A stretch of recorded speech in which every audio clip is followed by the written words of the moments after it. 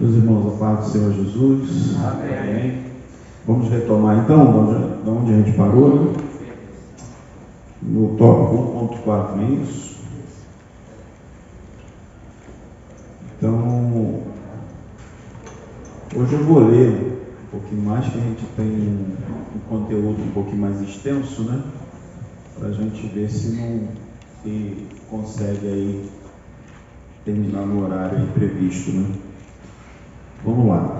Como estabelecer os objetivos? Então, na nossa apostila aí diz o seguinte: entenda o propósito, que direção seguir, visualize a situação de maneira que você gostaria que ela fosse, indique os objetivos a longo prazo, quais os eventos devem ocorrer para que você atinja o seu objetivo, indique os objetivos a curto prazo, com base nos objetivos de longo prazo, e identifique algumas atividades que ajudarão a atingir os seus objetivos. Fale com Deus a respeito dos seus objetivos, comece a trabalhar em função do seu objetivo e nunca perca de vista. Avalie os seus objetivos regularmente e certifique que você está indo na direção desejada, né?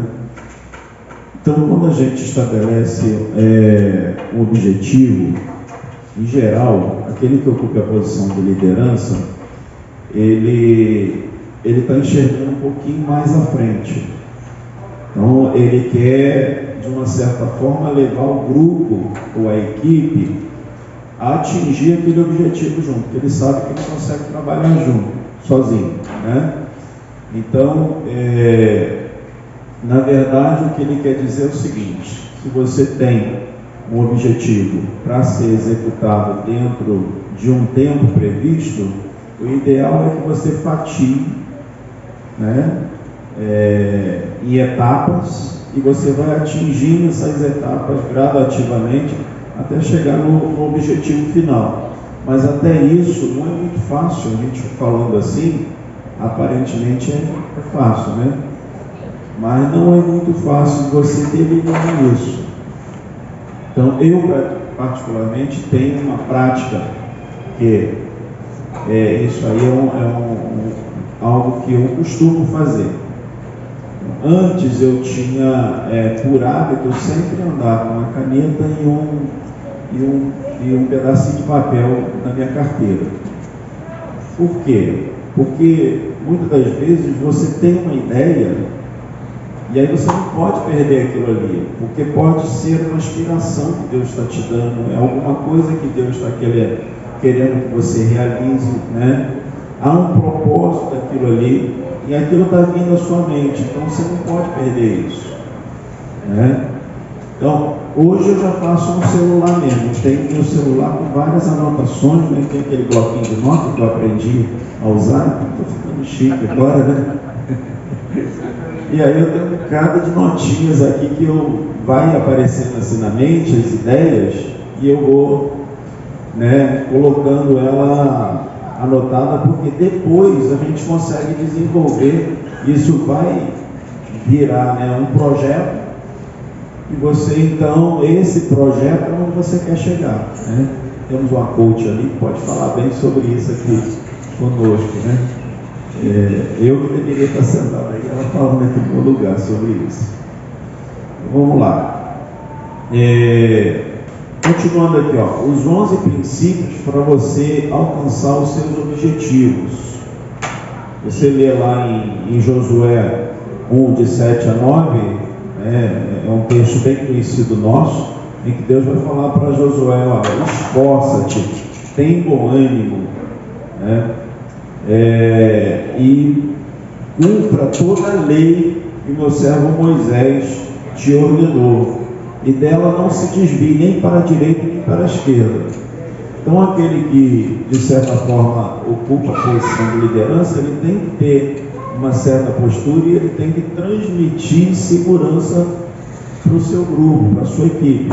Então, as pessoas têm que olhar para ele e dizer assim: olha, eu posso acompanhar essa pessoa, posso seguir ele, que ele transmite segurança. Então, a gente que ocupa a posição de liderança tem que despertar essa relação de confiança. E era o que o Josué... Então está aqui, ó, os 11 princípios, né? Defina o seu objetivo com precisão. Tenha sempre em mente, nunca se esqueça dele. Em todo o tempo mantenha sempre visível. Eu, quando estava na escola de formação, como a gente tinha diversas tarefas para fazer, eu costumava anotar na minha porta de armário, né? Assim, saber. Então a gente no armário, o que acontece? Toda hora a gente sai, vai para o rancho, volta, abre o armário. Daqui a pouco a gente vai para a sala de aula, volta, abre o armário, troca de uniforme e tal. E ali tinha relação ali o tempo todo, e eu gostava também de fazer com versículos bíblicos, né? Eu anotava versículos assim, colocava que eu queria decorar, memorizar a Bíblia. Estava iniciando na fé na época, isso foi nos idos de 77, quando eu aceitei Jesus como Salvador, e eu gostava de fazer.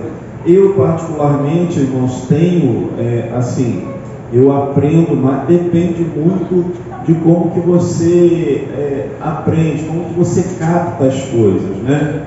Eu, por exemplo, se eu não escrever, eu estou vendo que o irmão está anotando, então eu gosto de estudar desse jeito, né? Alguém está ensinando, alguém está transmitindo, eu não tenho aquela memória fotográfica, eu gostaria de ter, né? A pessoa falar, eu tinha um amigo meu, que antes de eu ir para a Força Aérea, eu estudei na Escola Técnica Nacional de Marinha, no Rio de Janeiro. E um amigo meu, de sala de aula, cara, meu Deus do céu, ele não abria o livro, eu ficava agoniado com aquilo, ele não abria a apostila e não anotava nada, mas o professor está falando, ele ficava vidrado em cima, ele não perdia nada e só tirava 10. Eu dizia, meu Deus do céu, eu queria ter só 10% dessa capacidade, né? Tem pessoas que são assim. Então, a gente tem que entender, nós temos que nos compreender, nos entender como é que a gente age e reage, né? Como é que a gente opera. Então, como é a nossa capacidade de aprendizagem. E aí, se é anotação, então vai por aí.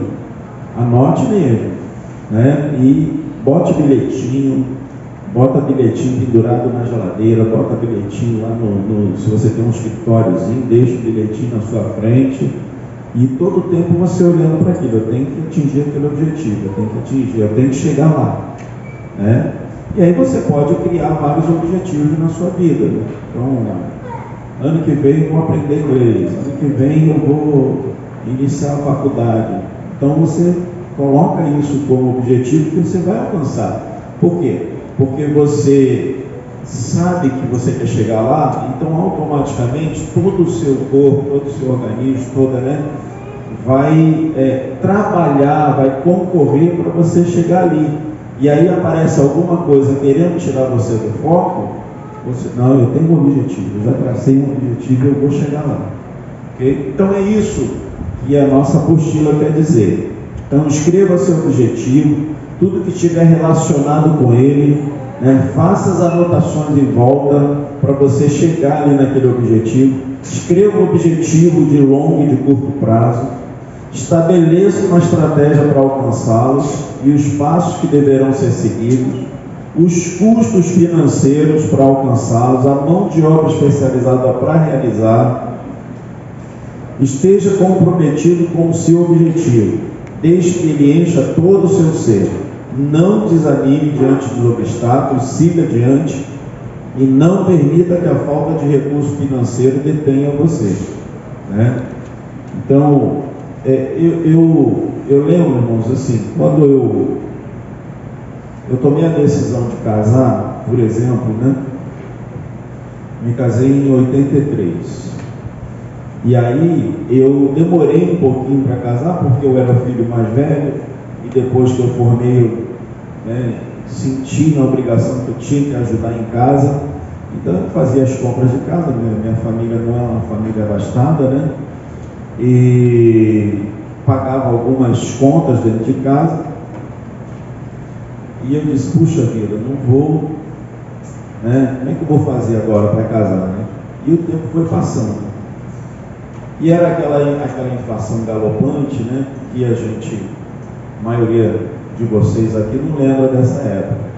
Você deixava de comprar uma geladeira hoje, por exemplo, no dia seguinte ela dobrava de preço. Era incrível, né? Era absurda a coisa. Então era uma inflação muito alta. E aí eu falei assim, mas eu vou casar. Eu tomei a decisão por fé, né?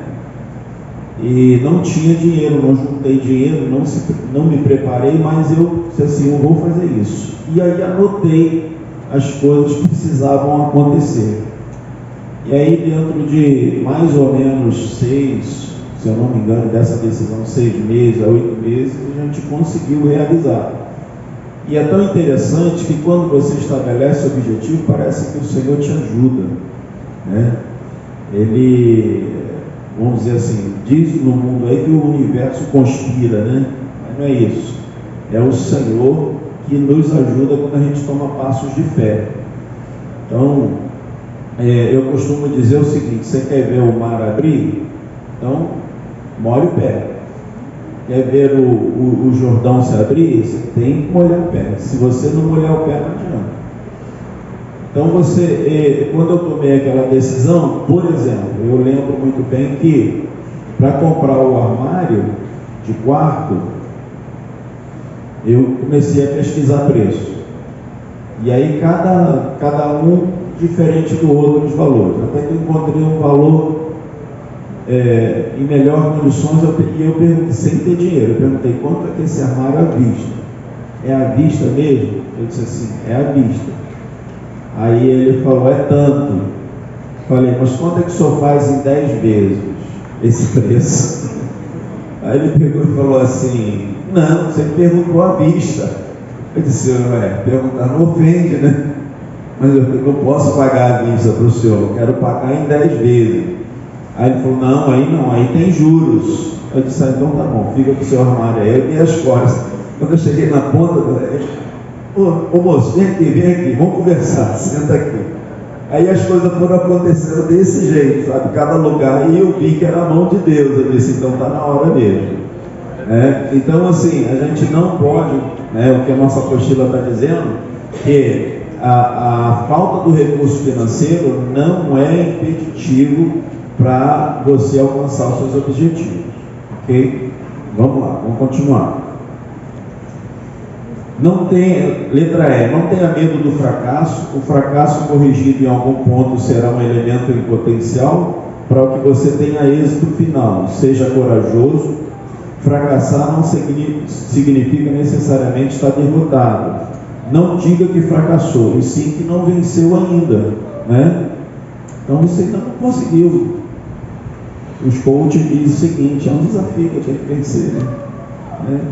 Então, transforme desafios aí da sua vida, dos momentos, das situações que você precisa enfrentar. Estabeleça o tempo para alcançar o seu objetivo. Tempo para os objetivos de longo e curto prazo. Não seja prolixo, né? Acorde cedo e realmente cumpra as suas metas. Não, hoje eu tenho isso para fazer. Não pode não ter dado para fazer, não conseguiu fazer, não tem problema, mas você não pode perder o foco, ok? E mantenha o que a gente chama também sempre um plano B. Poxa, se eu não conseguir fazer isso, vou fazer pelo menos aquilo. Se eu não conseguir fazer 100%, vou fazer pelo menos 80%. Mas você precisa ser fiel no seu planejamento e cumprir ele. Viva o êxito do plano traçado, creia nele, experimente, compartilhe com outros o seu progresso.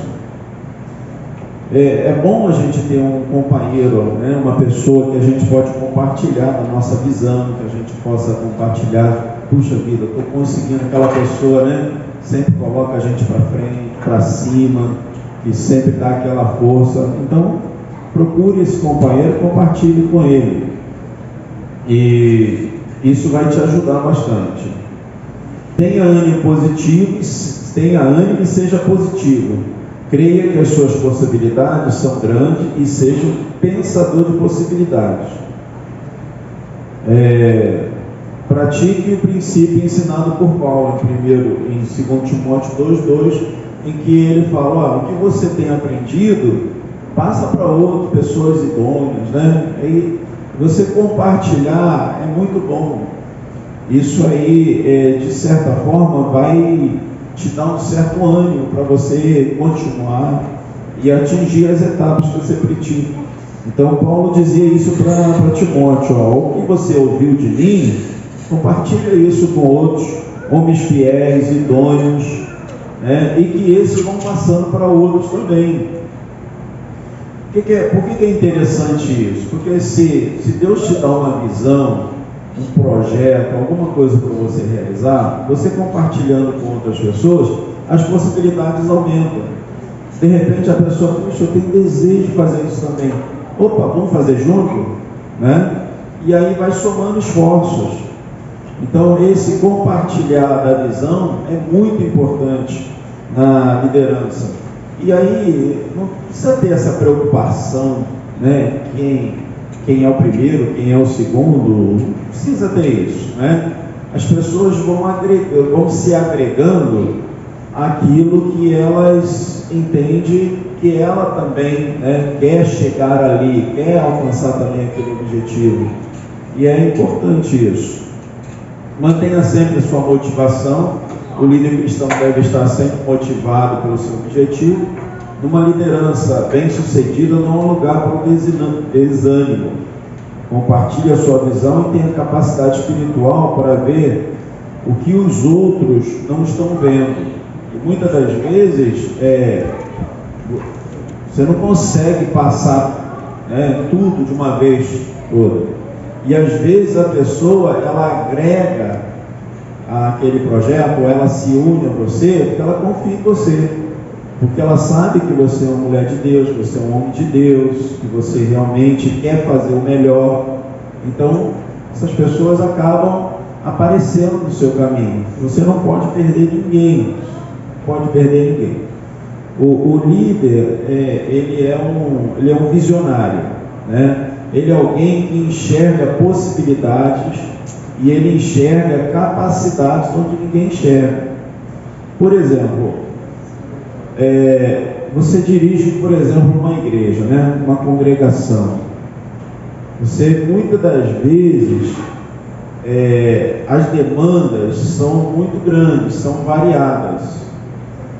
Mas você, olhando para o seu grupo, e às vezes você tem alguma coisa em mente, e Deus colocou alguma coisa no seu coração, e diz: puxa vida, eu não posso disparar esse projeto, eu não posso disparar ainda, né, aquilo que eu desejo fazer aqui na igreja. Por quê? Porque falta principalmente recurso humano. Mas existe um segredo na Bíblia, né, que a gente sabe muito bem, e que o Senhor mandou a gente fazer o quê? Rogar ao Senhor da seara para quê? Para que envie ceifeiros para a sua seara. Eu, quando assumi o departamento de missões no Rio de Janeiro, nossa igreja lá tinha, na época, 250 congregações. E aí eu fiquei ali é que foi a minha escola, ali que eu fui aprender sobre missões, porque eu nunca tinha ouvido falar sobre o homem missionário na minha vida.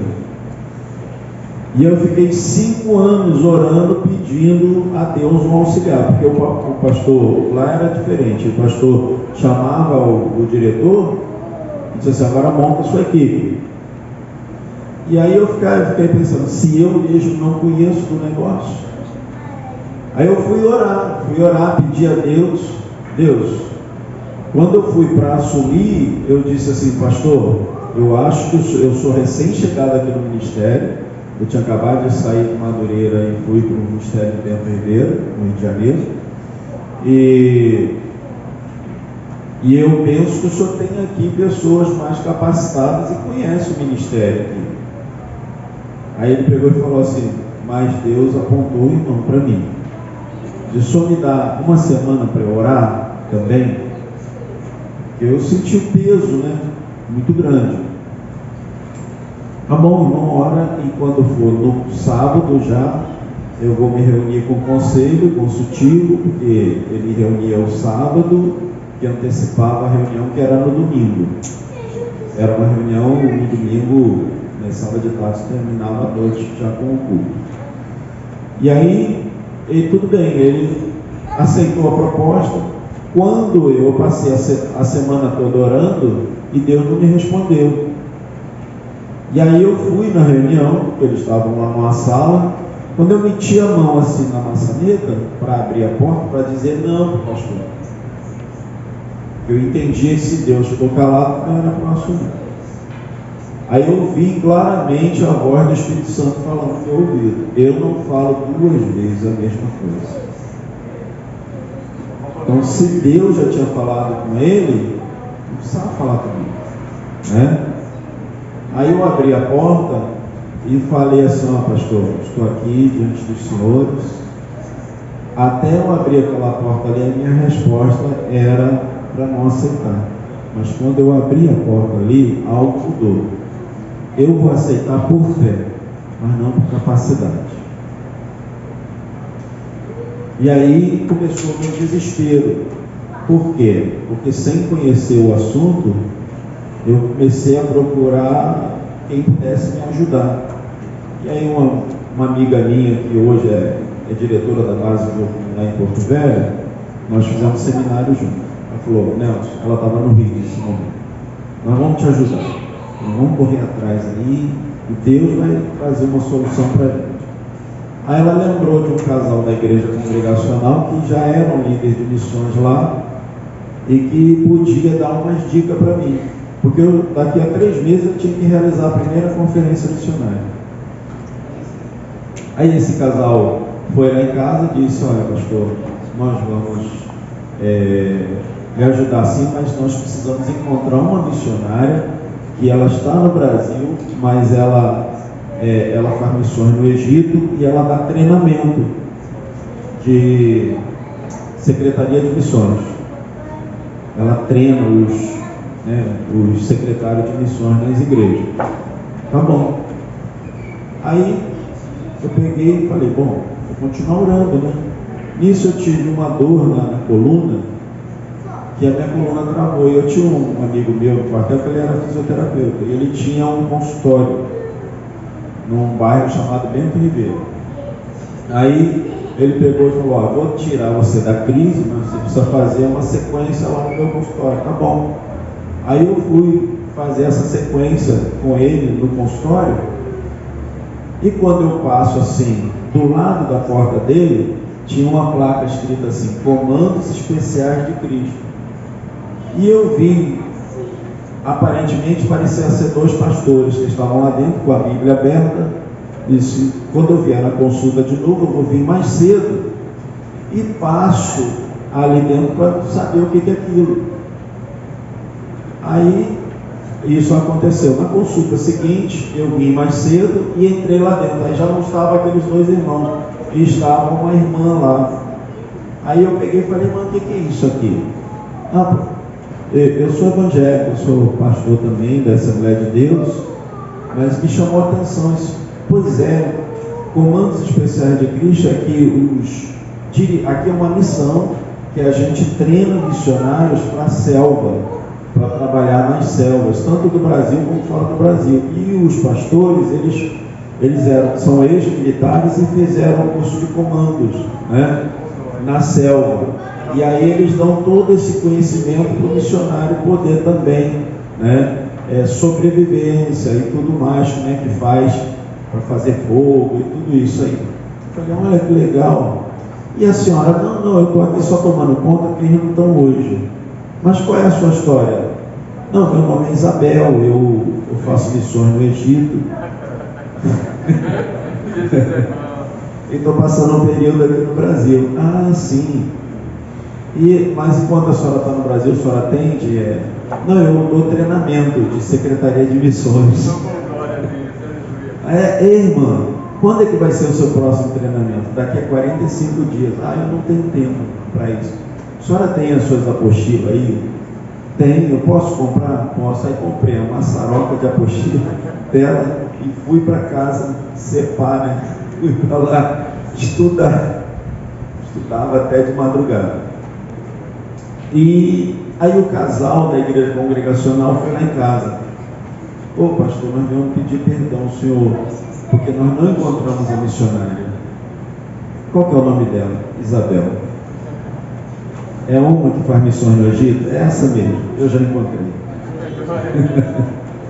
Então os irmãos vejam, né? Se você tem um projeto, não, as dificuldades é Deus que vai cuidar. Não se preocupe, porque o Senhor, né, ele vai ser contigo e vai te abençoar. Vamos lá.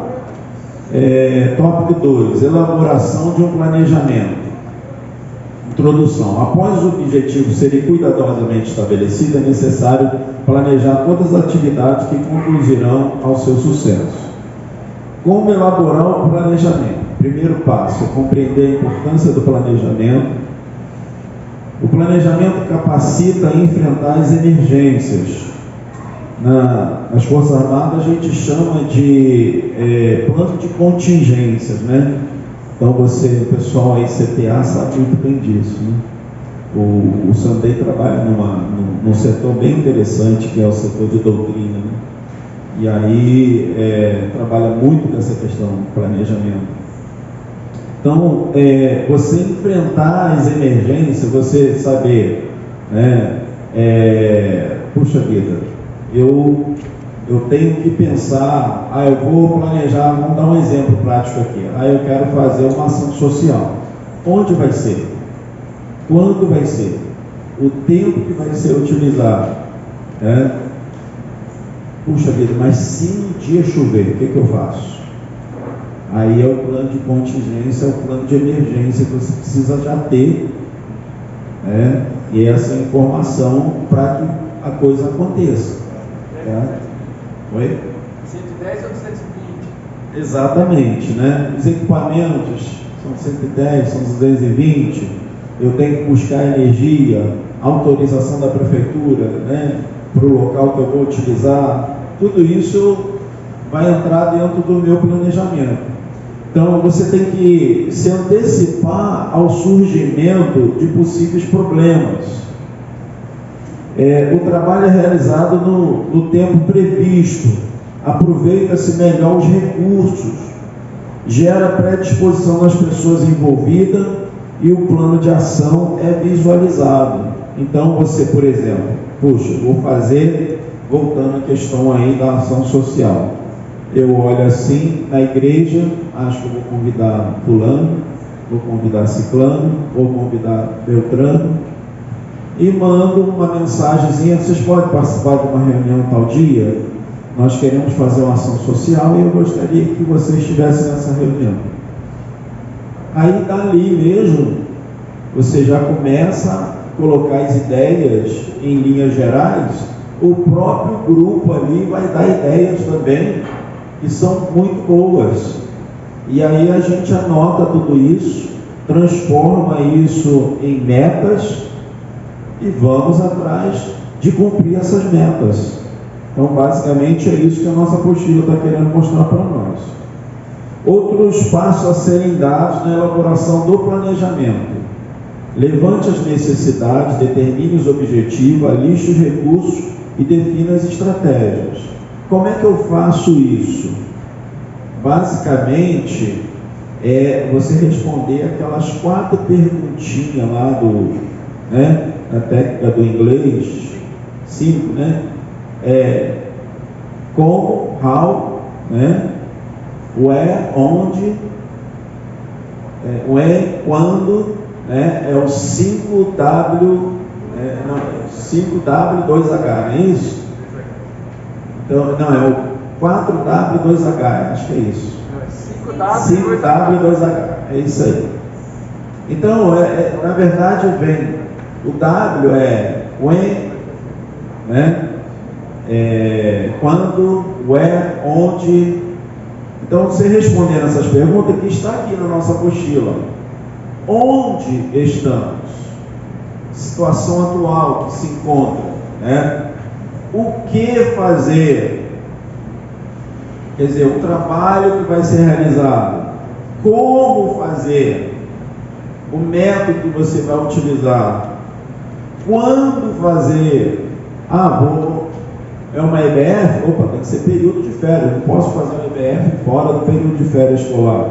Então isso já está trabalhando o planejamento. O tempo, daquela programação e quem vai fazer. Quer dizer, o pessoal, o recurso humano. E nisso você tem o seu caderninho ali, você está orando sobre aquilo ali e você está anotando no seu caderninho, você já respondendo essas perguntas. Deus te deu a visão, Deus te mostrou, então você já começa a responder essas perguntas. E aí você vai alocando nessas perguntas os recursos necessários. Ok? Puxa vida, mas peraí, vai ter um custo, a igreja não tem condições. Mas eu posso falar com a irmã fulana de tal, que gosta de fazer cantina, e ela pode fazer uma cantina e levando um recurso dia de domingo, a gente guarda esse dinheiro para poder investir no trabalho que a gente quer realizar, Vamos lá, continuando. Os resultados de um trabalho bem planejado, Maior motivação, já falei sobre isso, maior motivação por parte das pessoas, os recursos são usados sem desperdício, senso de direção comum a todos e unidade de interesse.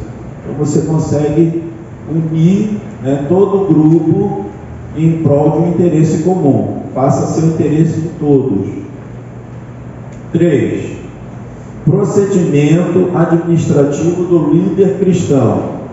Em alguns casos aqui é um pouco até repetitivo aqui, mas é importante que às vezes é um olhar diferente que a gente vê aqui na nossa apostila. Na introdução, o conselho que Deus dá a Josué tornou-se fundamento de toda a liderança. Então, nessa apostila aqui a gente observa que eles tomam basicamente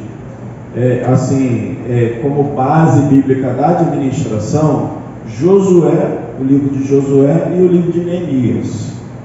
E que, na verdade, muito do que se tem fora do meio secular, a gente vê que está descrito nesses livros. A gente encontra descrito no livro. Então, o conselho que Deus deu a Josué tornou-se fundamento de toda a liderança cristã. Está lá em Josué 1:8, de 1 a 8. Conceito: liderar é a arte de orientar, dirigir e controlar os esforços de um grupo de indivíduos para um objetivo comum.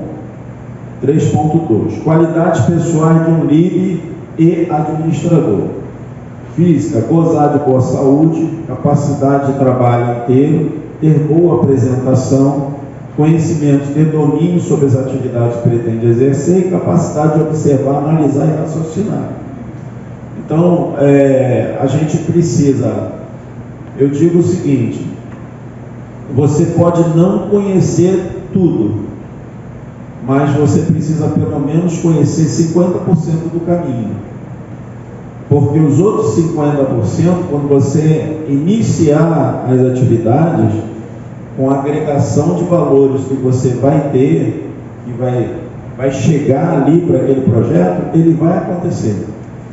Então, só precisa muitas das vezes alguém que acenda uma luz e que diga assim: olha, vamos nesse caminho aqui. Então, as pessoas automaticamente vão te acompanhar. E a outra coisa também é assim, de uma certa forma, quando você está realizando um projeto, você precisa, algumas coisas, você mesmo precisa executar, não dá para delegar tudo, Eu, por exemplo, quando tenho alguma coisa para realizar, às vezes eu fico até de madrugada, maioria das vezes. O som não vem, aí eu fico no computador e mudo uma coisa, mudo outra.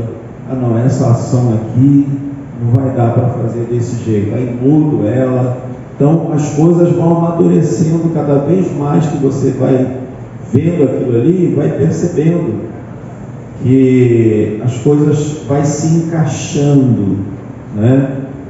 E é interessante que quando você pega todo aquele planejamento, eu, por exemplo, eu planejo o escopo geral e depois eu fatio e pego essas fatias, né? Eu mostro o escopo para o grupo todo que vai trabalhar comigo, pego essas fatias, delineio cada uma delas, entrego para aquele que vai executar.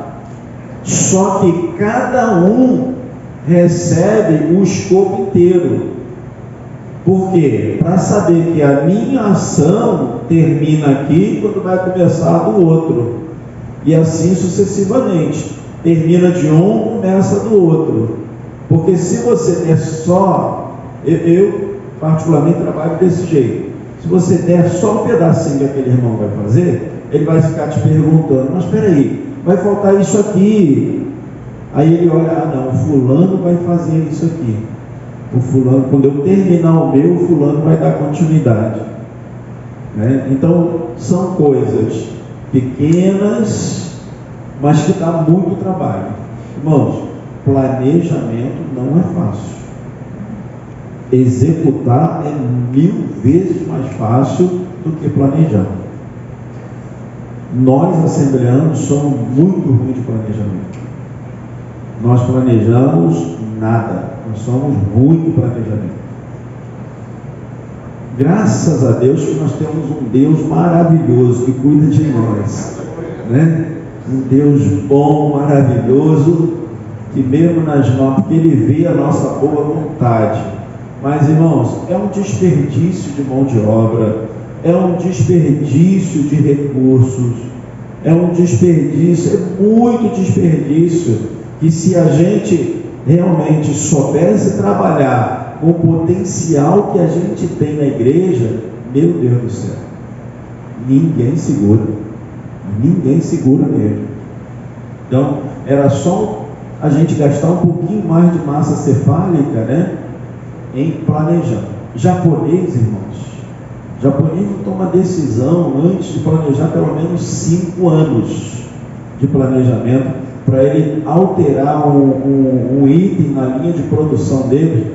Vamos pegar o exemplo do Honda Fit. Quanto tempo o japonês levou para aceitar o álcool? Muito tempo. Era só carro a gasolina, e é um baita de um carro, não dá pane, né? E é econômico demais. Então ele aceitou liberar, mas levou muito tempo. O planejamento deles o que eles pensam? 90% de planejamento, 10% de execução. Essa é a visão deles. A gente é 90% de execução e 10% de planejamento. Então, não dá. A gente tem que rever isso aí. E as pessoas vão chamar você de burocrático, vai chamar você, puxa vida, fulano de tal. Mas quando você sai, você tem tudo ali na sua mão. E você diz assim, alguém me perguntar alguma coisa, pastor, isso assim, fica tranquilo, vai acontecer. Fica tranquilo, tem alguém responsável.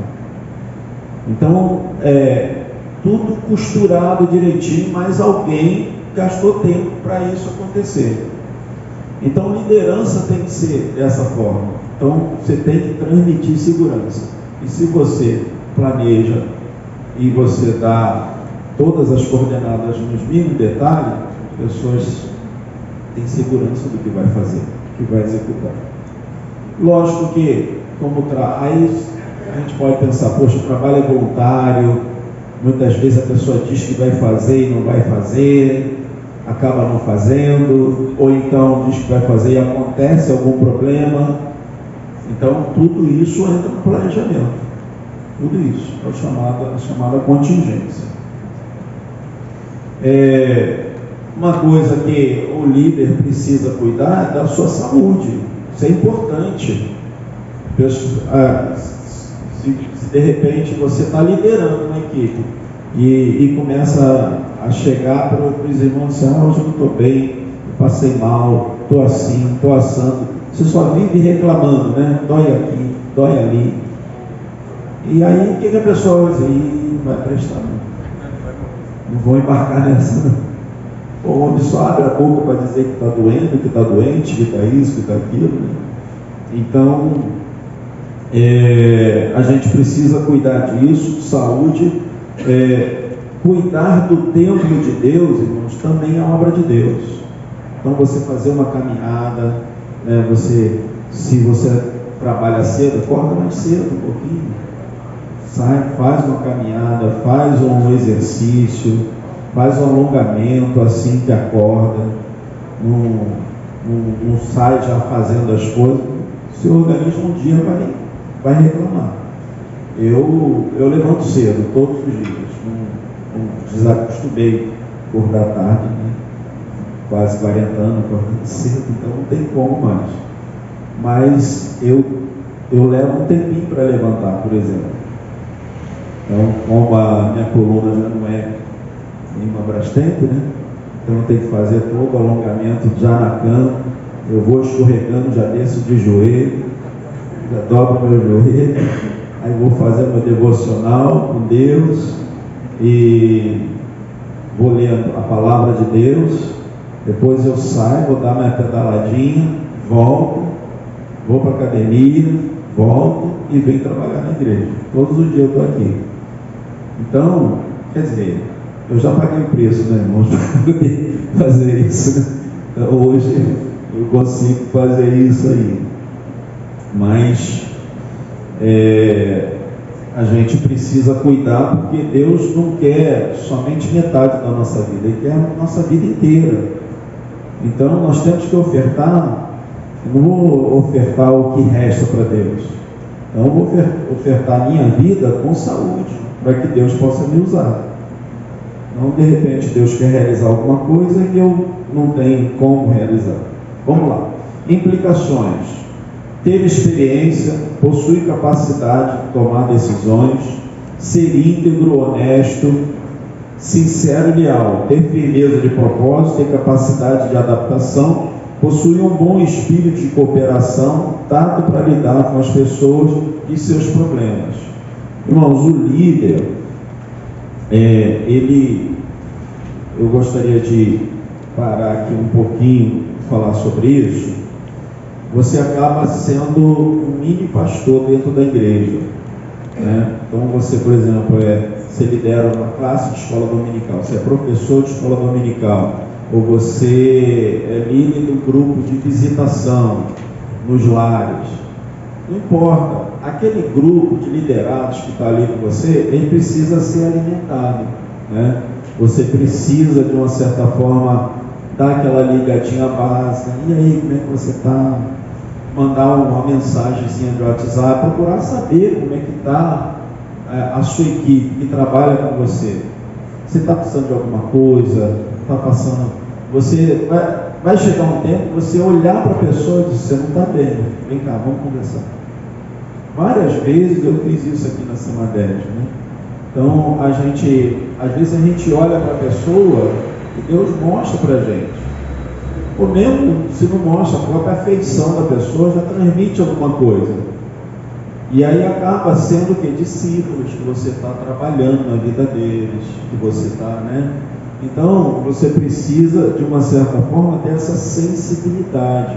Não é somente chegar e só estou precisando de você, faça isso. Mas aí você, olha, orar por ele, orar pela sua equipe. Se eu estava orando hoje, Deus deu uma palavra para você. Aí você manda aquela palavra para a pessoa. Então tem algumas pessoas que eu faço isso. Às vezes eu levanto, faço o devocional e vem aquela pessoa na mente.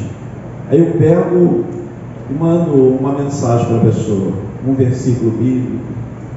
Eu tive o privilégio de estar numa igreja, né, congreguei numa igreja, que o pastor, o que ele fazia? Toda segunda-feira ele tirava para orar pelos obreiros. Era folga, mas ele, na folga dele, era costume dar folga para os obreiros na segunda-feira.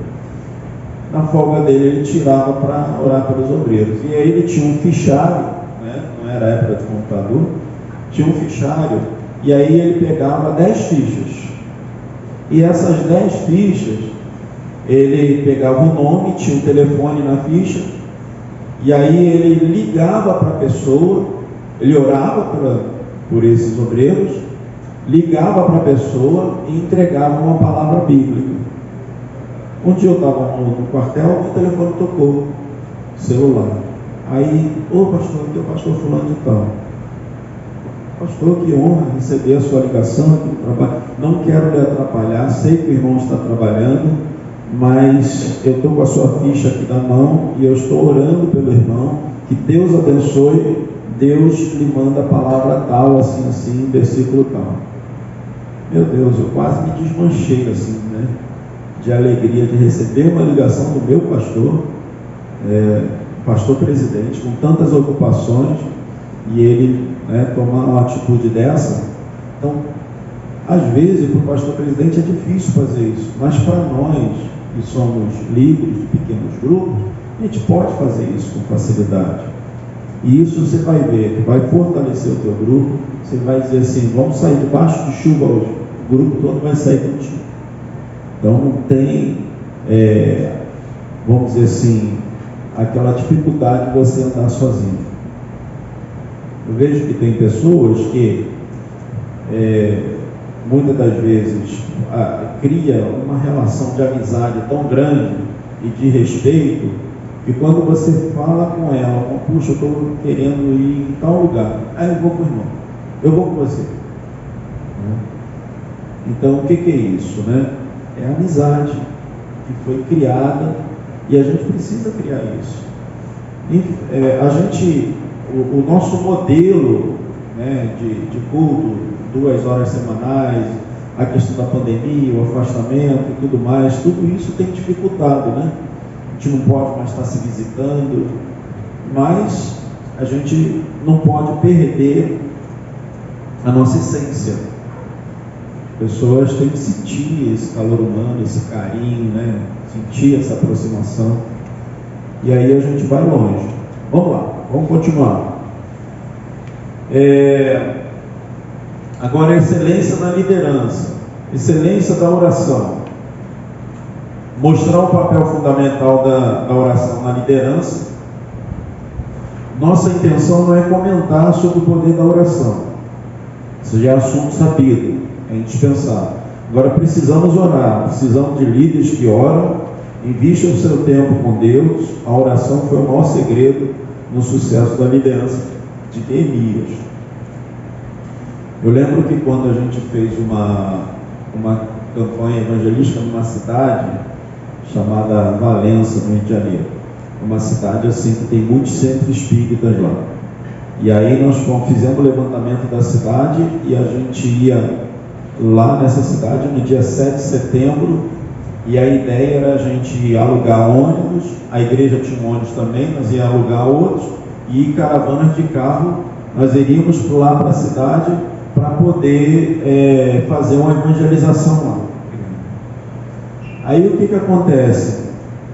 Nós ficamos orando na capital, no Rio, essa cidade é no interior, e já tínhamos tudo planejado o que ia acontecer, era uma cruzada evangelística, já som nós estávamos levando do Rio também, conseguimos fazer contato com pastores de diversas denominações da cidade, todos eles estavam orando também, e a gente orando.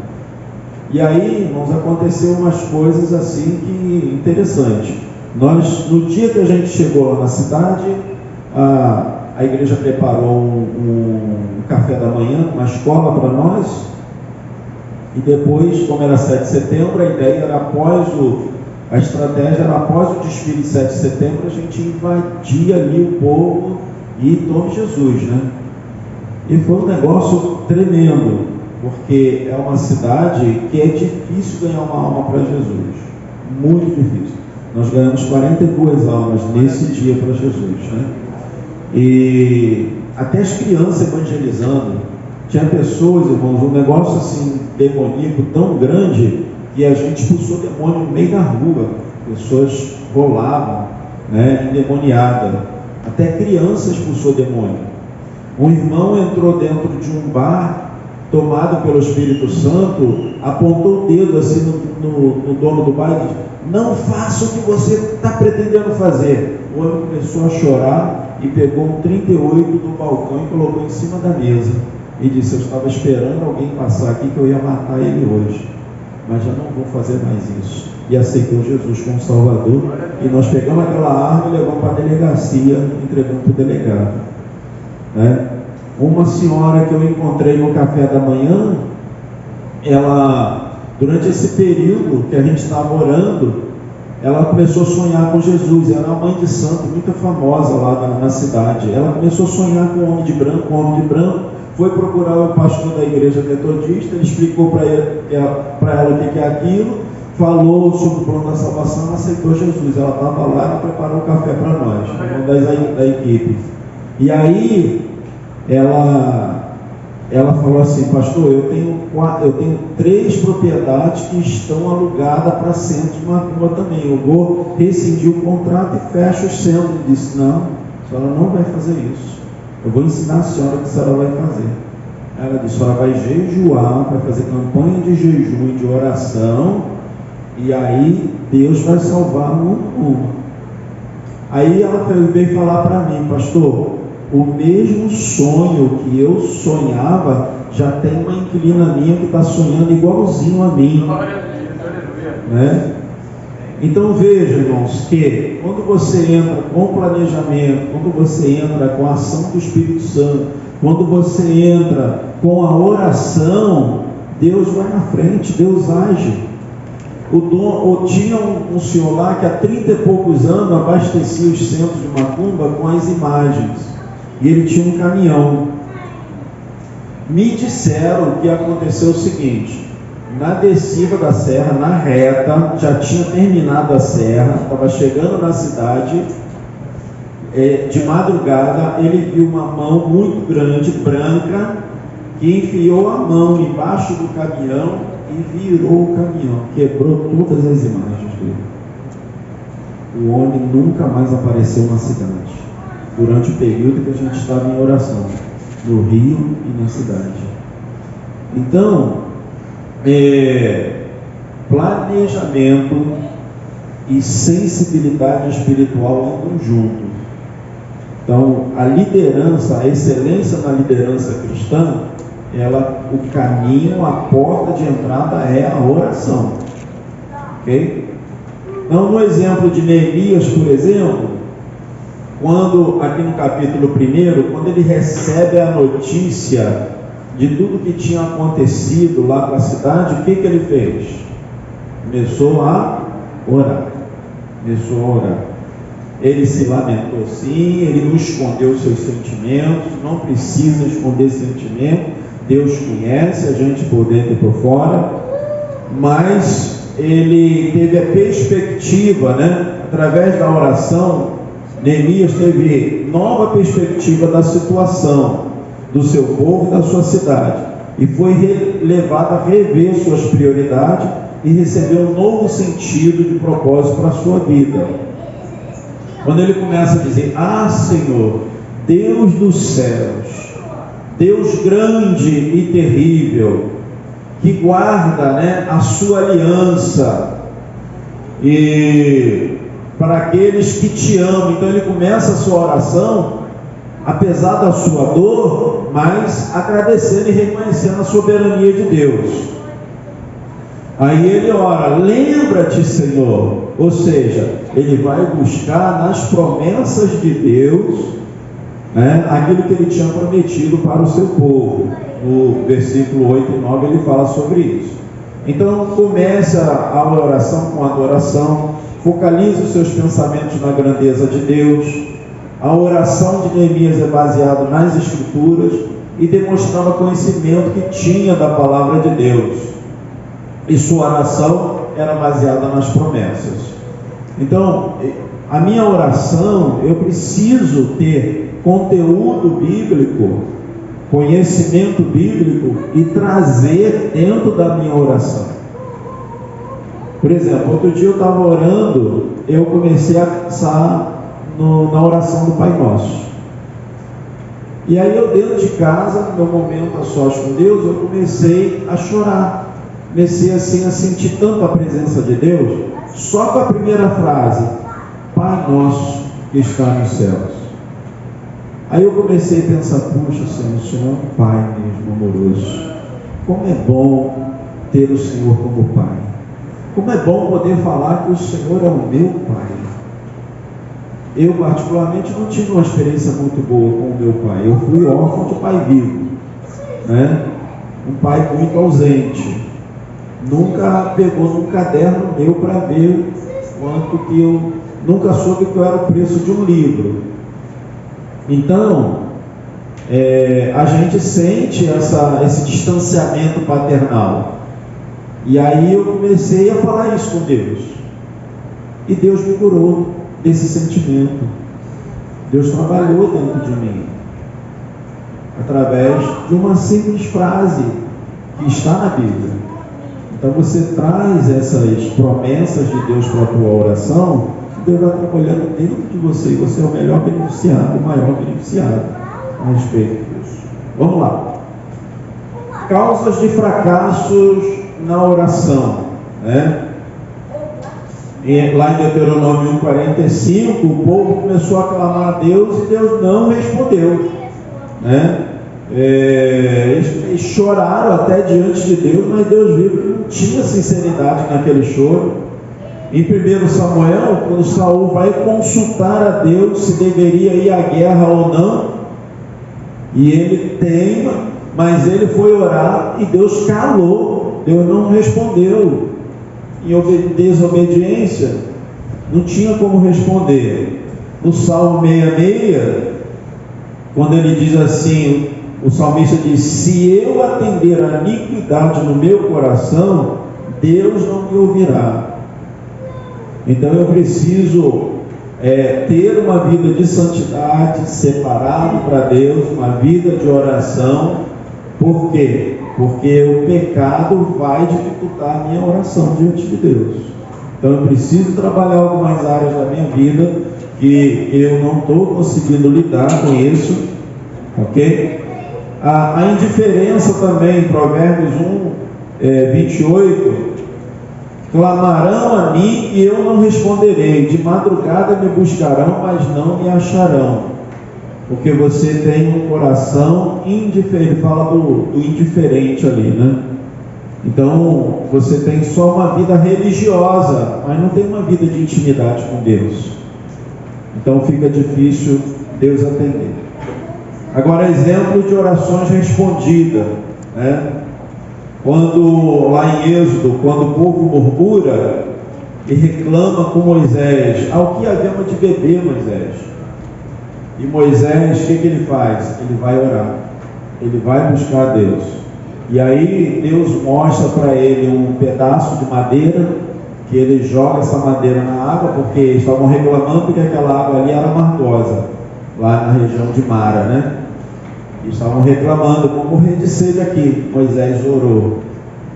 Muitas vezes você não tem resposta. Você está diante do grupo e tem uma situação que você não tem uma resposta imediata. Meus irmãos, vamos orar sobre isso. Juro, você está resolvendo, tentando ajudar um casal, tentando ajudar uma família que está em conflito. E aí você não tem todas as respostas. Eu vou orar a Deus. Vamos orar. É a melhor resposta que alguém sábio pode dar. Porque nós não somos detentores da verdade, né? Gideão também. Gideão, o que ele fez? O desafio era grande. Ele orou a Deus e fez diversas provas com Deus. E aí Deus foi atendendo todas as provas, dizendo: olha, eu sou contigo, Gideão. Ah, mas eu sou menor, eu não tenho condições. Gideão, eu sou o teu Deus, eu te escolhi, Gideão. Ah, então o Senhor deixa que chove aqui e não chove aqui fica seco. E aí aconteceu do jeito que ele pediu. Então você vai nós podemos fazer isso ainda hoje. Senhor, dá sinal sobre isso, me mostra um sinal, me dá uma direção. E a gente só precisa, o problema nosso, irmão, que é a correria, muitas das vezes, a gente não dá atenção aos detalhes que Deus está respondendo para a gente e a gente não está entendendo a voz de Deus. O líder tem que ter essa sensibilidade espiritual.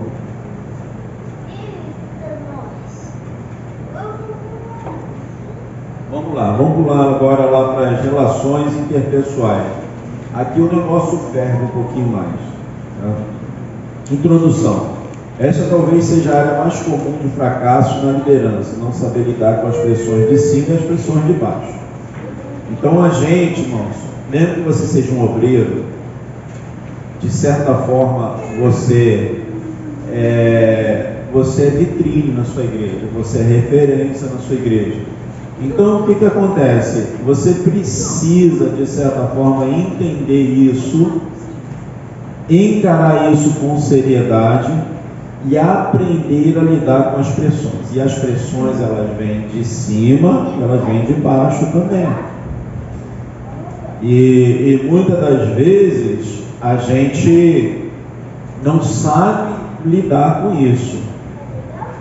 Então, vou dar um exemplo aqui. Por exemplo, o pastor Emanuel, ele volta e meia precisa fazer mudanças de dirigente. Não é uma decisão fácil de tomar. Mas a gente que está muito aqui, a gente percebe isso. Muitas das vezes o dirigente pede para ser substituído. Pastor, meu tempo acho que já acabou, eu queria que o senhor colocasse alguém no lugar. Aí depois a gente vai conversar com aquele irmão. O pastor me tirou. Irmão, foi o pastor que te tirou mesmo? Não foi você que pediu para substituir? Né? Porque ele não quer dizer que ele pediu para ser substituído, para de repente indicar fraqueza ou não sei, né? Alguma coisa assim. Então a gente precisa tomar cuidado, porque você está na direção de uma igreja, meus irmãos. Você já vai preparando a igreja. Irmãos, a igreja é do Senhor Jesus, o rebanho é do Senhor, pastor é passageiro, pastor, ele hoje está aqui, amanhã está em outro lugar. Então a igreja entende isso de uma forma melhor. E aí acontece a transição, a igreja já tem a informação prévia que o dirigente já passou. Quando a gente preparou aqui a Semadeg, que a gente trabalhou no manual de missões nosso, e a gente conseguiu terminar durante a pandemia, né, Simone? A gente trabalhou no manual, a gente trabalhava online, a gente aprendeu muito com essa pandemia, e a gente trabalhava tudo no Drive do Google, né? Então, todo mundo entrava ali e fazia a sua parte, cada um responsável das comissões. A Simone trabalhou a respeito da IMAD, o Rafael trabalhou na comissão de missões urbanas, e a gente montou, e aí o manual ficou pronto. Mas com todas as comissões funcionando, né? A gente sempre dando treinamento, orientando como fazer, o que fazer, aonde a gente quer chegar. E aí o que acontece? Cheguei e falei, pastor, eu estou à disposição. Se o senhor entende que eu devo permanecer aonde eu estou pronto a servir. Se o senhor precisar de mim em alguma outra área, estou pronto a servir. Se o senhor quiser colocar outra pessoa no lugar, é só seguir isso que está aqui, aprovado pelo senhor mesmo. E aí a gente iniciou esse projeto, né, da construção, e ele me chamou e falou, Nelson, eu vou precisar de você sim. Preciso que você me ajude, não vou conseguir mais visitar as igrejas, as congregações do jeito que eu faço, e eu preciso que você monte uma equipe para fazer essas visitas e divulgar o nosso projeto. Pastor, estou pronto. Então, a gente não precisa ser uma posição de destaque, pode ser limpar o banheiro, mas que a gente faça da melhor maneira possível. Tem um testemunho de uma irmã numa igreja batista, que o pastor sempre, no final de ano, ele fazia planejamento para o ano seguinte, e aí já distribuía os cargos. E aí o que acontece? Tinha uma irmã que ela vinha para os cultos, o motorista trazia ela, uma irmã bem situada, né? O motorista vinha, trazia ela e ficava aguardando para levar ela de volta. E aí ela veio para essa reunião administrativa. O pastor distribuiu os cargos todos e ela ficou de fora. E daí, o único cargo que faltou foi a limpeza dos banheiros. E ele não entregou para ninguém. E a irmã tinha orado em casa: Jesus, eu quero fazer alguma coisa na tua casa, nem que seja para limpar o banheiro. E o pastor não passou para ela. Essa irmã chega aqui toda, né, motorista e tudo mais, parece que até segurança também vinha. Aí ela foi conversar com ele: pastor, o senhor não, irmã, a senhora viu a única coisa que chegou, que falta, mas eu vou conseguir alguém para fazer isso, e vou conseguir alguma coisa para a senhora. Pastor, me coloca para limpar o banheiro, eu quero limpar o banheiro da igreja. E ela foi. Irmão, não faltava nada no banheiro. Sabonete líquido da melhor qualidade, papel higiênico, acho que o mascara é o neve, né? Então era só papel higiênico neve, papel toalha de boa qualidade. E ela vinha, limpava o banheiro todo e perfumava o banheiro todinho antes dos cultos. Ela chegava mais cedo e chegava, já trazia aquele perfume e colocava no banheiro. E feliz da vida de fazer aquilo ali para o Senhor. Então não importa o que seja, mas que a gente faça realmente com todo o nosso coração, com todo o nosso amor. Então, isso fala sobre a excelência, né, da liderança e a excelência das relações interpessoais. A gente precisa realmente ter essa capacidade de entender, às vezes, a dor do irmão, de entender muitas das vezes que o nosso líder acima de nós não está nos seus melhores dias, né? Aqui, quando a gente quer falar alguma coisa do pastor Manuel, a gente espera um pouquinho, o momento, de preferência depois que ele pagou a parcela, não é assim, Júnior? Depois que pagou a parcela, aí a gente vai: pastor, isso assim, tá bom, pode, manda brasa, vamos lá, né? Então, vamos lá, continuando. Estratégia e princípio: assumir uma nova posição de liderança na igreja. Então, aqui tem 3 tópicos. Ele diz assim, motivação, desafio e concentração. O fato de você assumir uma nova posição é um exemplo. Vamos lá, vou voltar ao exemplo da substituição de um dirigente de congregação. Você chega na direção de uma igreja, você não vai desfazer logo tudo que foi feito. Não vai chegar e dizer que está tudo errado. Não. Você precisa fortalecer aquele que saiu. E mediante, porque o que acontece é o seguinte, aí, voltando à questão das relações interpessoais, as pessoas que estão ali, tem muitos ali que estavam doidos que o pastor fosse embora, mas também tem outros que não queria que ele fosse embora. E aí você precisa o quê? Aquele momento de namoro. Você não vai logo casar com a igreja. Então você vai namorar a igreja, você depois vai passar pelo noivado, aí depois você casa. Aí quando casou, aí sim, vamos para quê? Todo mundo vai. Vamos para quê? Todo mundo vai. Na Força Aérea, a gente costuma dizer o seguinte, que existe a Força Aérea do Brasil e existe a Força Aérea Carioca. Não é? Então é o seguinte, no Sul, se você chegar lá e dizer assim, eu quero todo mundo aqui, 4 horas da manhã, no inverno, em pleno inverno, só de uniforme de educação física, short e camiseta, todo mundo pulando de uma perna só. Pode contar que eles vão estar fazendo isso. Agora faça isso com os cariocas. Ô, meu chefe, pelo amor de Deus, não é desse jeito não, calma aí, isso tá...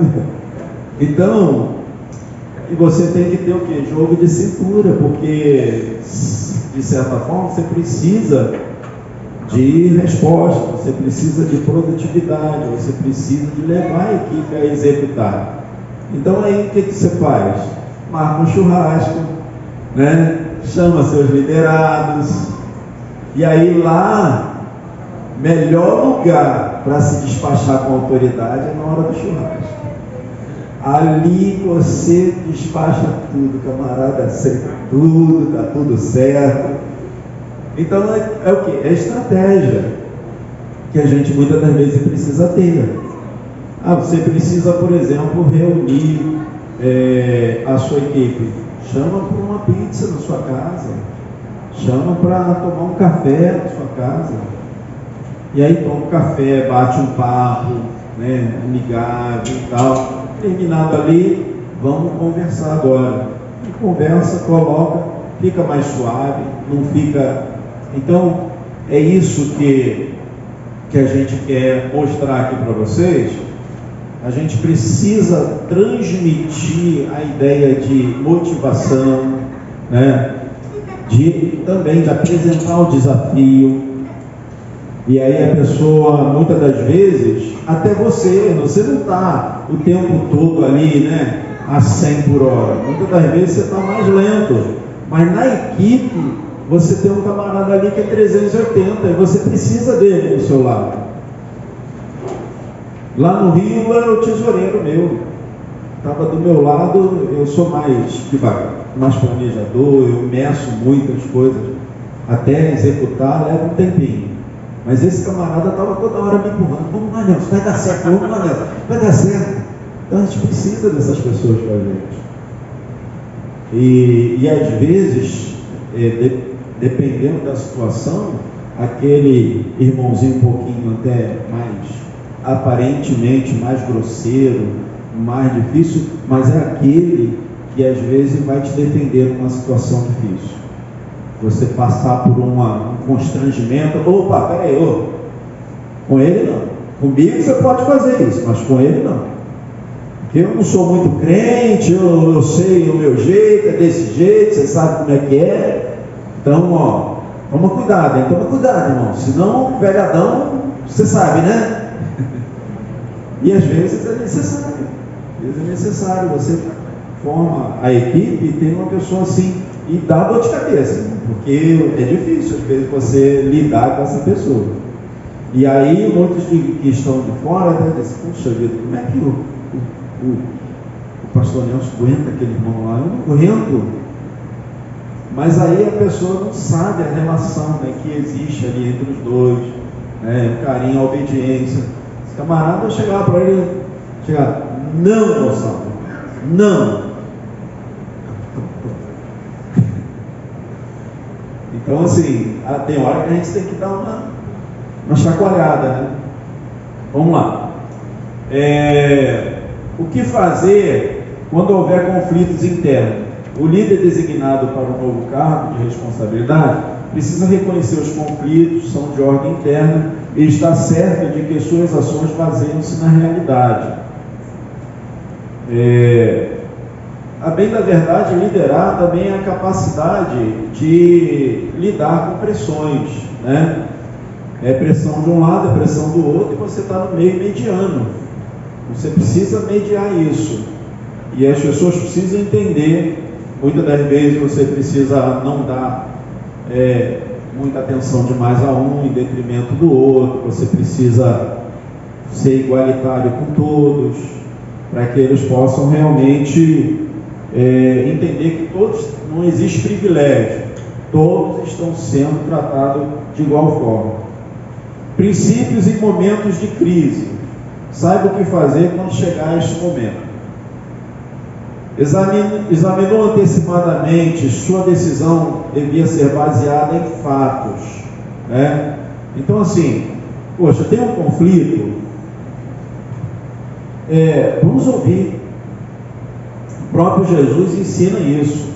Ouve o irmão, ouve o outro, e depois você vai fazer a conciliação. A Bíblia diz que Deus nos deu um ministério, que é o ministério da reconciliação. O ministério que Deus nos deu, todos nós temos isso. É aquele ministério do, não faz isso assim, não fala desse jeito, não age desse jeito, Então é aquela turminha do deixa para lá. Nós precisamos praticar isso, precisamos agir dessa forma, mas lógico, a gente muitas vezes precisa ouvir, examinar os fatos. O problema é que muitas das vezes, até você examinar tudo, leva tempo, e aí fica mais fácil de se tomar a decisão do ouvir o dizer. Eu costumo dizer o seguinte: eu não gosto de me engravidar pelo ouvido, não gosto. Eu gosto de examinar os fatos e aí tomar uma decisão em cima de fatos. E para isso acontecer, você precisa ter um contraditório, precisa ouvir os dois. Despertou interesse no povo, não deu detalhes do que pretendia fazer até que estivesse pronto para entrar em ação. Então, assim, desperta interesse, é o que quer dizer aqui. Vamos fazer isso, irmão. Despertou interesse. Mas não fica dando muitos detalhes já de imediato, não, porque aí depois você fica escravo daquilo que você falou e o seu planejamento pode não ser exatamente aquilo que você falou. Convocou reunião pública, dando oportunidade de defesa e exposição das ideias. Desafiou a obra a ser feita, motivou a realização da tarefa e encorajou segurança na sucessão. Então, continuando aqui, a excelência dos recursos humanos. Agora a gente vai falar sobre a maior ferramenta que a gente tem na igreja, que é o recurso humano, são as pessoas, trabalhar com pessoas. Em Neemias, no capítulo 3, de 1 a 30, ele fala bastante sobre isso. É bem interessante o que ele fala ali. Este capítulo parece ser o menos interessante, mas aqui podemos observar que Deus delineou princípios básicos de cooperação para o nosso sucesso. Neemias sabia o lugar de cada pessoa sabia onde deveria estar, cada pessoa sabia o que era a sua responsabilidade e cada pessoa sabia o que esperava dela. Foi aquilo que eu falei com vocês no início, A gente tem um todo para fazer, fatia, entrega esse pedacinho para cada um, mas orientando cada um. E Neemias fez exatamente isso. Nós temos um muro para construir em volta de toda a cidade. Família tal, com líder tal, vai fazer tantos metros de muro. Família tal, tribo tal, vai fazer outros. E outros, e assim, as portas vai ficar por conta de fulano. Dividiu todas as tarefas, dando responsabilidade para cada um, apontando a liderança de cada um deles, e o muro foi realizado, o muro foi executado, a sua construção. Coordenação de esforços. No momento em que estiver sendo realizado, vamos ver o que ele diz aqui, conjunto de frases repetidas indicando o princípio da coordenação, lá em Neemias também. Alguns trabalhadores tinham responsabilidade de reconstruir parte do muro, desde o alicerce, enquanto outros tiveram apenas que fazer reparos, cada um sabia com precisão o que fazer.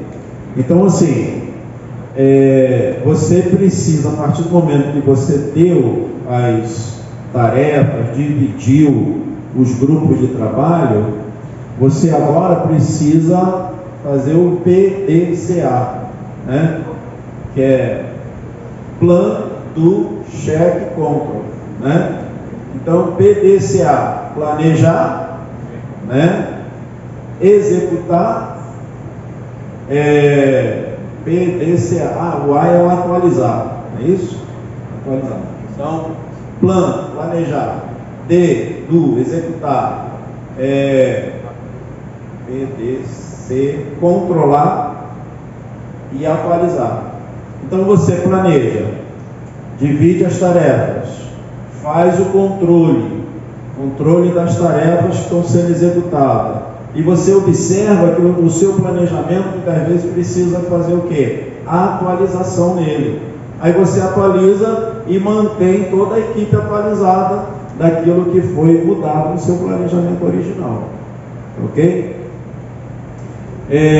Isso aqui também está aqui no livro de Neemias. Ele não só distribuiu as tarefas, mas acompanhava a execução e dava as coordenadas. Olha, altera aqui, altera ali. Aquilo que ele certamente alterou em algum lugar, ele deve ter repassado essas informações para todos os demais grupos que estavam na execução do muro, dizendo: ó, faz assim, porque se deu certo lá, vai dar certo aqui também. Ok? Delegação de autoridade. Cada pessoa foi capaz de assumir responsabilidade por um setor do muro. Cada grupo de obreiros tinha chefe de setor e cada líder foi delegado poder para a tomada de decisão. Havia comunicação entre os grupos. Então, a delegação de autoridade, irmãos, é interessante. Você delega a autoridade, chama, os cabeças para uma reunião com você, transmite a informação e esses transmite para os seus liderados. E aí você, volta e meia, vai ter que fazer o controle e a possível atualização. Com o quê? Com o feedback que você vai receber desses líderes de grupo. Ok? E era isso que ele fazia. Então, delegar autoridade não é abandonar. Você delega e não abandona. Você tem que estar sempre ali, ó, e aí, está tudo certo? Precisa de alguma coisa? Quer a minha ajuda? Está precisando de orientação? Racionalização da liderança. Como lidar com a oposição? No exemplo ainda de Neemias também, vocês devem lembrar bem, a oposição que surgiu com Sanbalat e Tobias, dizendo: esse povo vai realizar isso? Nada. O que vocês estão fazendo? Vocês são loucos, não vai construir. E aí começou aquela oposição, e isso trouxe o quê? Para o grupo? Trouxe desânimo. E aí é importante a posição do líder. Então ele precisa realmente dizer: não, nós vamos atingir o nosso objetivo, sim, nós vamos chegar lá em nome de Jesus. Maior é o que está conosco do que o que está com eles. Não vamos aceitar essas provocações, não. Então Neemias foi capaz de diagnosticar corretamente o que estava errado. Primeiro, repreende e diz: não os demais. Segundo, anima, lembrai-vos do Senhor. Terceiro, motiva, pelejai pelas coisas. Ele percebeu que o problema era interno e não externo. Como Neemias teve êxito nesse momento de crise? A maneira como lidamos com o problema ou situação que revela o calibre da nossa liderança. Então, muitas das vezes, o inimigo está fazendo o trabalho dele certinho. Agora, nós é que precisamos evitar que aconteça uma crise interna. E Neemias, ele entendeu isso e na hora certa ele aplicou o remédio. Então nós precisamos ter o remédio certo na hora certa. Neemias levou toda a questão ao Senhor, deu plena vazão que sentia e dizia: Senhor, nós estamos aqui, Senhor, fazendo a tua obra, e vem esses filhos do encardido aqui, do diabo, e tentar impedir a tua obra. Então ele falou abertamente com Deus, e a gente pode fazer isso também, só que a gente não pode deixar abater. Ok? Perfil de um líder que vence as dificuldades. Está lá em Romanos 8, 31 a 39, que é o cântico de vitória, que vocês conhecem. Se Deus é por nós, quem completa? Quem será contra nós? Agindo Deus, ninguém impedirá. Nada nos separará do amor de Cristo. Seja a morte, seja a tribulação, a fome, a peste, a espada, nada nos separa do amor de Cristo. Então, se nada nos separa, irmãos, o que vier, nós vamos vencer em nome de Jesus. Então, você, como líder, é capaz de dar esse testemunho, característica de um líder eficaz. Tem que ser homem íntegro, nós já falamos sobre isso mais atrás, comprometido com a palavra, ter convicções fundamentais na palavra e ser persistente quando os obreiros resolverem desistir. Então a gente não pode desistir, porque se o líder desistir, o projeto vai por água abaixo.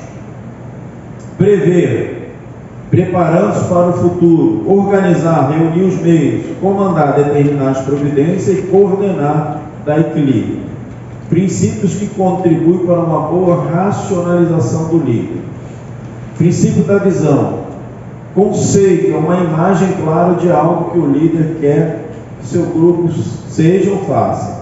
Origem, qualquer visão de valor que vem de Deus, seja ela a respeito de questões espirituais ou não. Importância da base e sustentação a todas as atividades da liderança e comunicação. Irmãos, liderança é o ato de se comunicar corretamente. Grandes projetos deixaram de ser realizados e projetos importantes por falta de comunicação.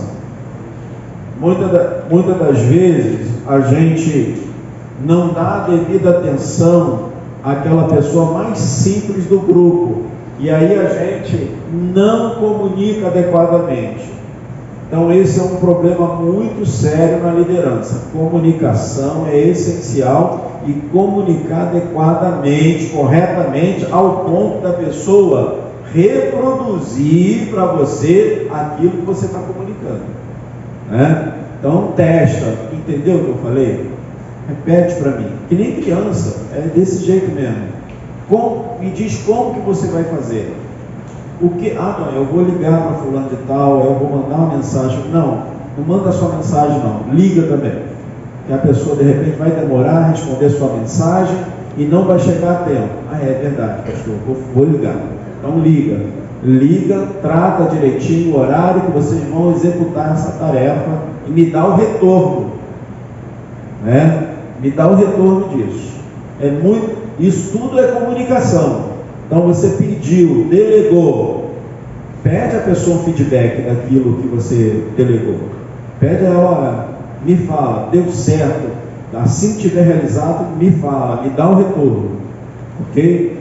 E aí a pessoa, aí vai vir um monte de coisas na cabeça dela, um monte de, você tratou aqui, delegou, e a pessoa, você como líder tem que chegar e já anotar, dia tal, conversando isso, passei isso para fulano de tal, e aí já deixa uma anotação para você, cobrar dia tal, você. Aí chega no dia tal, lógico que não no dia que já venceu o prazo, uns 2 dias antes você dá uma ligadinha, irmão, tudo bem? E aí aquela tarefa, conseguiu, deu certo?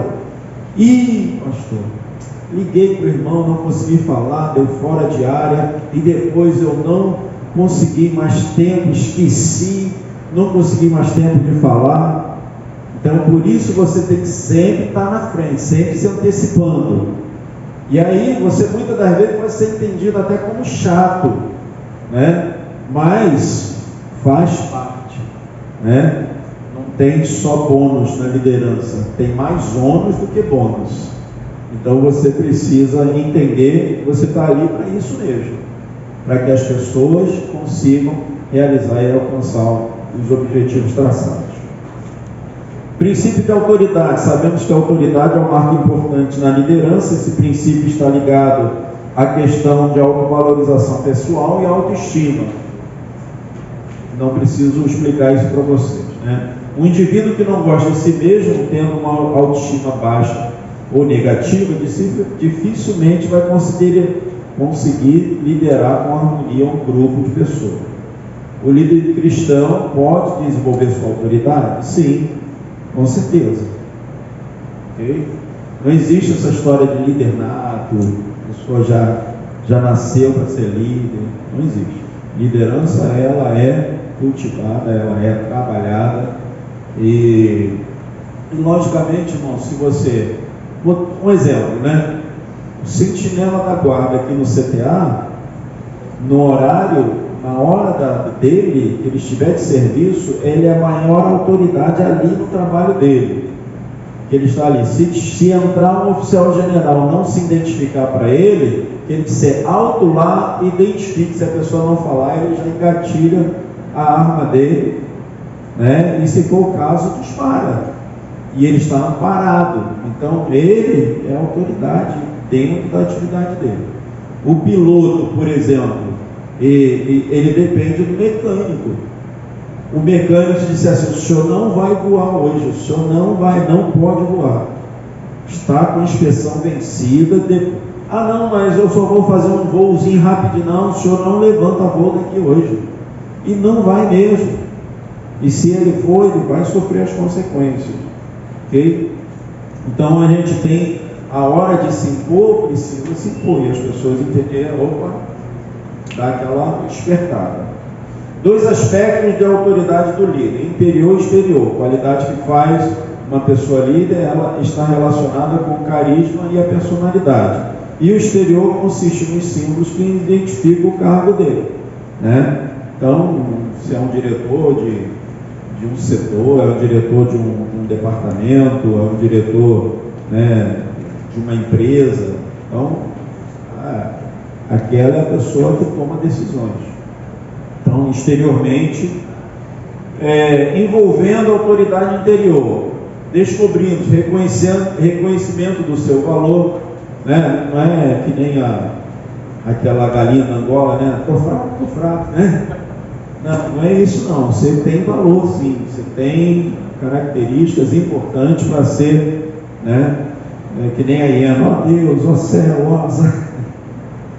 Pontos fortes e fracos da sua personalidade, correção dos defeitos do seu temperamento, você precisa trabalhar isso, né? Muitas vezes a gente tem que engolir sapo, né? Resolvendo autoconfiança, eliminando o medo de errar, acreditando naquilo que está fazendo e acreditando em si mesmo, fortalecendo suas relações pessoais. O líder precisa estar bem consigo mesmo para desenvolver relacionamentos saudáveis. Evangelismo, nós vamos pular isso aqui porque não há necessidade. O conceito bíblico também do estudo bíblico é pegar a Bíblia, estudar, reunir um grupo e estudar, né? Liderando no culto nos lares também, vamos passar adiante. Agora eu acho interessante aqui, liderando uma equipe de visitação, isso aí é importante. Eu acho que vocês deveriam dar uma boa atenção a isso aqui, porque somente vocês têm questão, pode ajudar bastante mesmo os pastores, dirigentes, visitando aqueles que estão doentes, aqueles que não têm vindo à igreja. E aqui tem várias dicas aqui muito interessantes e que a gente deve... Eu por exemplo, até hoje, né, ainda visito bastante as pessoas, irmãos, mas no Rio fazia mais isso. E eu lembro que teve uma vez, por exemplo, que uma equipe de visita da minha igreja, o marido da mulher expulsou a equipe de lá. Eu peguei aquilo ali e anotei. Aí eu montei uma apostila de visitação, os 10 erros que você deve evitar numa visitação. E uma das coisas que eu coloquei ali, dizia o seguinte: procure saber que é um chefe da casa, mesmo que você vá visitar a irmã. Não ande sozinho, né? Procure andar sempre uma equipe mesclada, não um grupo muito grande. E chegando lá, principalmente se o marido não é crente, chamar ele primeiro e perguntar a ele se ele permite fazer uma oração na casa dele. De repente ele não é crente, o que vocês estão fazendo aí? Vieram visitar a irmã.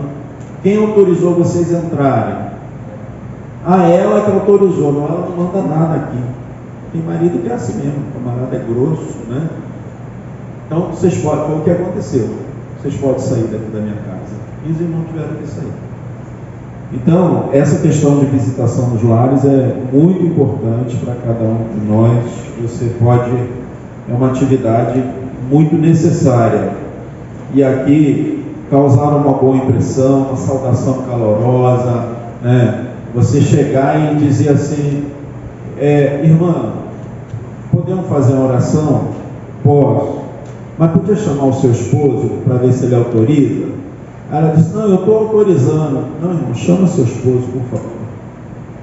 E aí o esposo chega e vê a educação, vê o procedimento daquele que está liderando a equipe.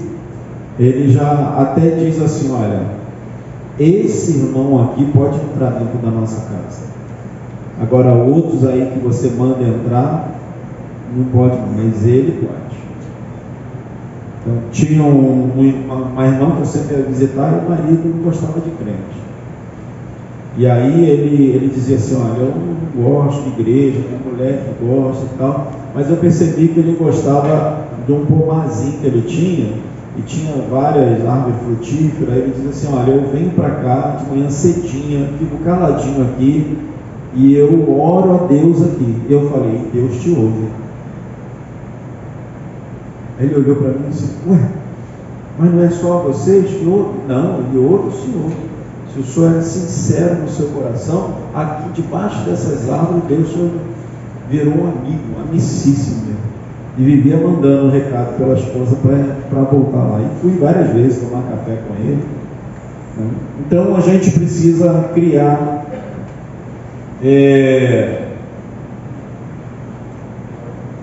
deixa eu ver aqui mais alguma coisa que é importante a gente. Liderando um trabalho em equipe, a gente já tratou sobre tudo isso aqui, como desenvolver um trabalho em equipe, comunicar, colaborar, entender, pensar com os outros, empatia, né? Aqui tem um pouquinho de coisas repetidas. Fundamento bíblico, vamos lá, fundamento, e a gente encerra aqui. Fundamento bíblico de um trabalho em equipe. Ele cita o exemplo aqui de Juízes, quando Deus chama Gideão, né? Já acharam aí? 3.1. Aqui ele orienta para a gente fazer a leitura do capítulo 7 de Juízes, e a gente sabe muito bem a história, né? Em que quando Deus chama, e aí Gideão arregimenta todo mundo, aparece 32 mil, e Deus diz, olha, não, tem muito, não precisa esse povo todo, leva todo mundo para beber água, vamos fazer aí o teste com ele. E aí já ficou 22 mil, já ficou de fora, né? Aí ficou 10 mil, Deus, ó, ainda tem muito ainda. E aí, no final, acabou ficando só os 300, vocês conhecem bem a história, né?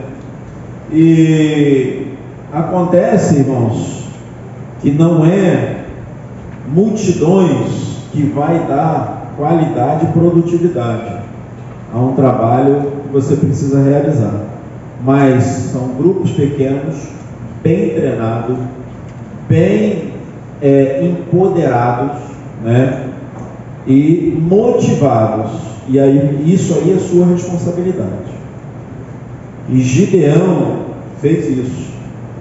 Então, quando ele diz assim, olha, por Deus e por Gideão, toda aquela estratégia, rodar em volta, né, em volta da cidade, e todo mundo ali gritando lá da cidade, dizendo, olha só o que eles estão fazendo, caçoando deles, e eles estão lá, 7 voltas ali, né, dando em volta dos muros, e aquela ação, aquela atitude que todos estavam fazendo ao rodear a cidade, estava trazendo confiança a eles, estava trazendo, por quê? Porque eles estavam na execução, naquilo que a gente está realizando, a gente vai percebendo, né, o agir de Deus, a gente vai enchendo o nosso coração de fé, e aí não tem outro resultado a não ser a gente atingir o objetivo, assim como Gideão atingiu.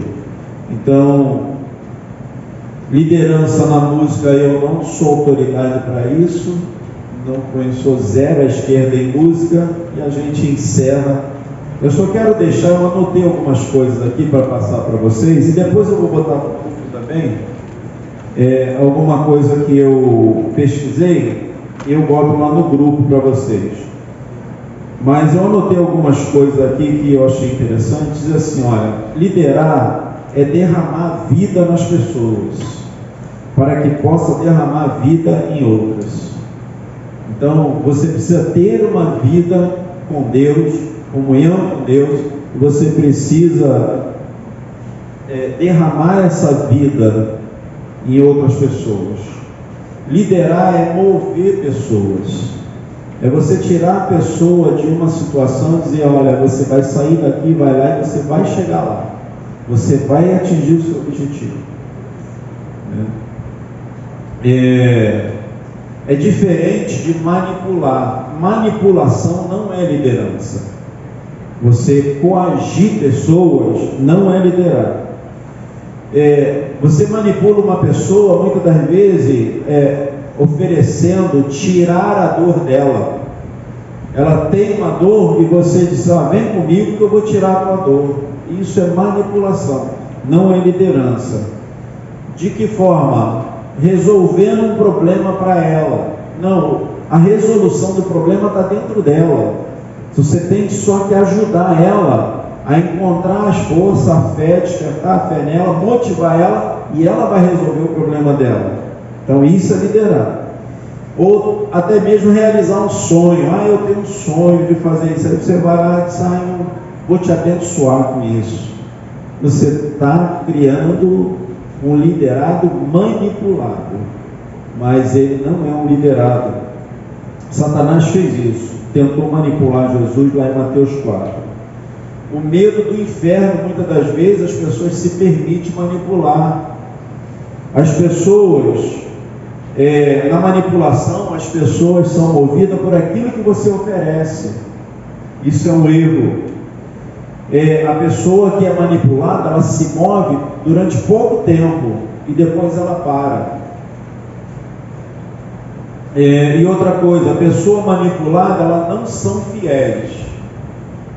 Pessoa liderada é diferente.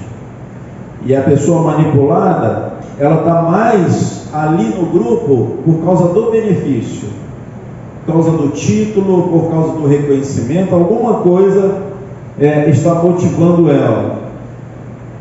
Então eu não posso formar pessoas com foco em si mesmo. Isso é manipulação. A gente, muitas das vezes, com a manipulação, a gente forma idólatras, ao invés de verdadeiros discípulos. Então as pessoas, elas usam Deus para conseguir o que querem, mas elas não são devidamente motivadas para a glória de Deus, para engrandecer o nome de Deus. Aí o que acontece? Pessoas manipuladas e que você oferece a ela a cura da dor dela, quando a dor acaba, ela some. Acabou. Então, manipulação não forma líderes. Por exemplo, vou dar um exemplo muito prático. Você tem uma igreja com 30 pessoas, você marca um jejum. Vamos jejuar todos nós. Aparece 2, 3, 4. Por quê? Porque não são lideradas. Elas não enxergam em nós. Agora, vamos fazer uma oração pela cidade, pelo nosso bairro. Vamos sair aqui de noite, vamos orar pelo nosso bairro pedindo almas. Vai você sozinho e talvez 2 ou 3. Então, está faltando o quê? Liderança em nós, derramar vida nessas pessoas. Aí todo mundo fala, mas como a igreja tem 100 membros, tem 1000 membros, como que aparece só 20? Então a gente precisa trabalhar um pouquinho mais a nossa liderança. Liderar por manipulação, você gera uma estrutura sem foco, uma estrutura que muda por pouco tempo, mas que não permanece. Ok? Agora, você precisa ser uma pessoa inspirada. Então você lidera por inspiração, você inspira as pessoas, né? Você, puxa vida, faz a pessoa sonhar com aquilo, faz a pessoa abraçar mesmo e dar a sua vida por aquilo ali. Isso é inspiração. Então você precisa ser alguém inspirado e derramar isso. Quando Jesus chamou os discípulos, ele fez exatamente isso. Eles tinham ido para uma pesca, foi bem sucedido, e disse: foi bem sucedido, vem comigo, vou fazer de vocês pescadores de homens. E aí eles começaram a acompanhar Jesus, viu o que Jesus fazia, o exemplo de Jesus passar pelas mesmas situações, mesmos problemas, e junto com eles. Então, liderar por inspiração, você não tira a dor da pessoa, você inspira a pessoa e apresenta a ela uma missão tão nobre que a pessoa esquece da sua dor. E aí, quando ela vê, o problema da dor dela está resolvido. Foi exatamente o que Jesus mostrou quando recebeu a notícia que o seu primo João tinha sido degolado. Quando ele recebe a notícia, a lei dizia assim, que deveria se afastar e chorar o seu morto e cumprir o luto, o período de luto. Jesus estava saindo para fazer isso, mas só que ele chega num determinado local, encontra uma multidão de pessoas doentes, pessoas enfermas. A Bíblia diz que ele curou todos os enfermos. Cadê a dor de Jesus? Já ficou para trás. Então, se você ler lá no capítulo 14 de Mateus, você vai ver como que Jesus se comporta. Você não tira a dor, mas você apresenta um sonho de Deus para a pessoa e ajuda ela a sonhar também. Quando você ajuda a pessoa a sonhar, ela pensa grande, ela pensa além. E aí, meus irmãos, você realmente está derramando vida nessa pessoa. E aí você não vai ter pessoas manipuladas do lado de você, mas você vai ter discípulos, você vai ter pessoas inspiradas, motivadas e que vão executar aquilo que precisa ser executado. Tá bem?